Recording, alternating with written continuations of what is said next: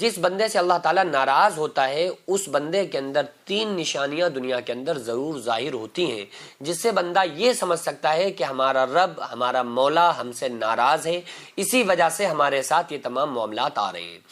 اگر کسی بندے کے اوپر کوئی پریشانی آتی ہے تو اگر اس کو دیکھ کر کوئی یہ کہے کہ دیکھو اللہ تبارک و تعالیٰ نے اس کی گرفت کر لی، تو ایسا بالکل بھی نہیں ہے۔ کسی کے پاس پیسہ آ جانا یا نہ آنا اس بات کی علامت نہیں ہوتی ہے، یہ آپ نہیں سمجھ سکتے کہ اس سے اللہ راضی ہے یا ناراض ہے۔ بعض مرتبہ اللہ تعالیٰ پیسہ ایسے لوگوں کو دیتا ہے، پیسہ کسی کو دے کے آزماتا ہے، کسی سے پیسہ لے کے آزماتا ہے،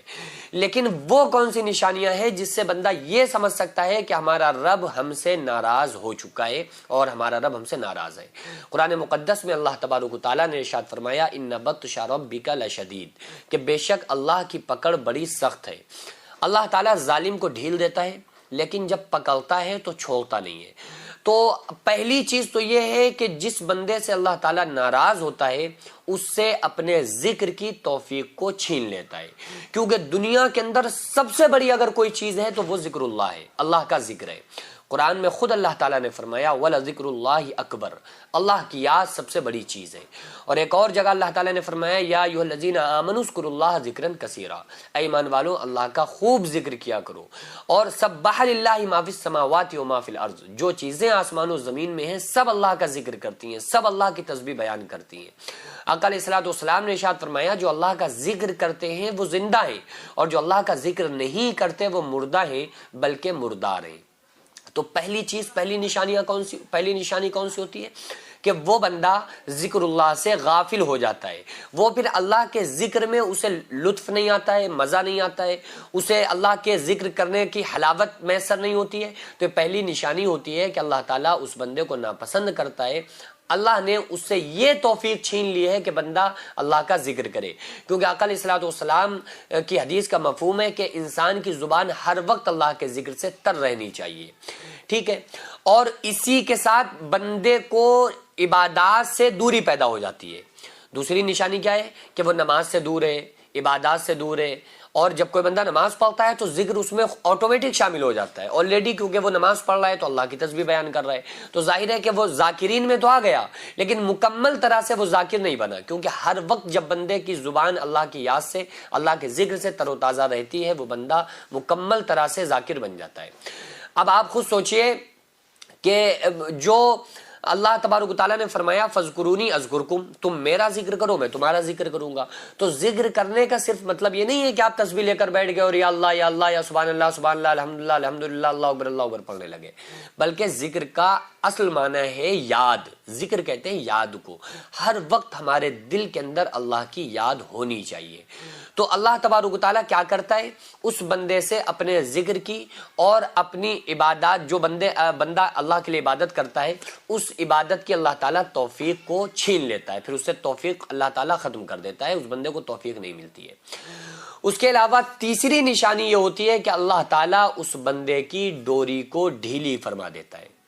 اللہ تعالیٰ جب کسی بندے سے ناراض ہوتا ہے، یہ حدیث کا مفہوم میں آپ کو بتا رہا ہوں کہ جب اللہ تعالیٰ کسی بندے سے یا کسی قوم سے ناراض ہوتا ہے تو اس کی ڈوری ڈھیلی کر دیتا ہے، اس قوم کی یا اس ایک شخص کی ڈوری کو ڈھیلی کر دیتا ہے کہ دیکھیں تم کتنی سرکشی کرو گے، دیکھیں گے تم کو، لیکن آئے گا اونٹ پہاڑ کے نیچے۔ ایک مرتبہ حضرت عمر فاروق رضی اللہ تعالیٰ عنہ آئے نا پیارے آقا صلی اللہ علیہ وآلہ وسلم کی بارگاہ میں،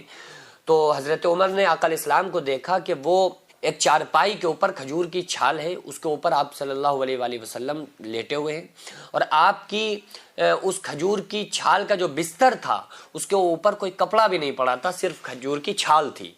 تو جب رسول اللہ صلی اللہ علیہ وآلہ وسلم اٹھ کر بیٹھے نا تو آپ کی پیٹھ مبارک میں اس چھال کے نشان بنے ہوئے تھے،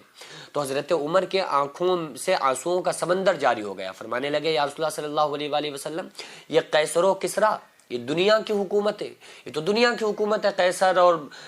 کسریٰ یہ تو دنیا کی حکومت ہے، دنیا کی حکومتیں عیش و عشرت کی زندگی بسر کریں، اور آپ محبوب رب العالمین ہونے کے باوجود آپ کے بستر پر ایک کپڑا بھی موجود نہیں ہے۔ تو آپ صلی اللہ علیہ وآلہ وسلم نے ارشاد فرمایا جو دنیا کی حکومتیں ہیں، یہ جو قیصر و کسریٰ ہیں، یہ صرف دنیا کی حکومتیں ہیں، لیکن اے عمر خوش نہ ہو جاؤ گے کہ ایسی جنت اللہ تعالیٰ نے ایمان والوں کے لیے تیار کر کے رکھی ہے کہ جدھر نظر اٹھاؤ گے 70,000 سال تک دیکھتے رہو گے۔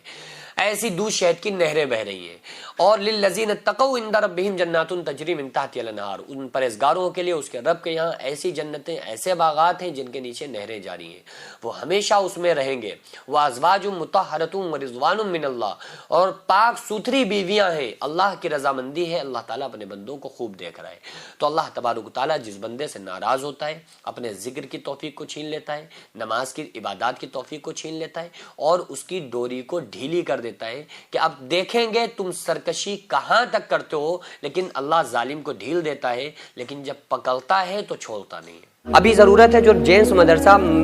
منہاج الحسین آغازیہ مداریہ مکن پور شریف میں جو قائم ہے، چل رہا ہے، تو اس کا